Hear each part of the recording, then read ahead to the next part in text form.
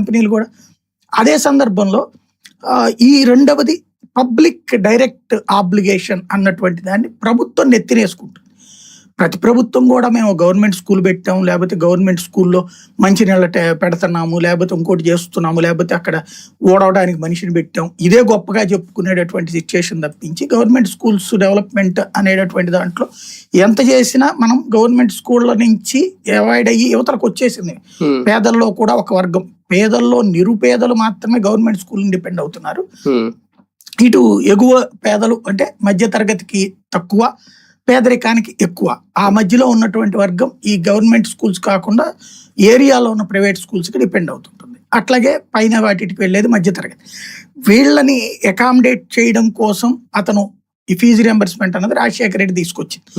ఈ పేదలు ఇది అనేటటువంటి, లేకపోతే అసలు బీకామ్లు బీటెక్లు ఈ చదివేటటువంటిది ఉంది. ఇప్పుడు నాతో పాటు 10th చదివిన వాళ్ళు అనేక మంది ఇంటర్మీడియట్ మానేశారు, ఇంటర్మీడియట్ చదివిన వాళ్ళు డిగ్రీ మానేశారు, డిగ్రీ చదివినటువంటి వాళ్ళు మానేశారు.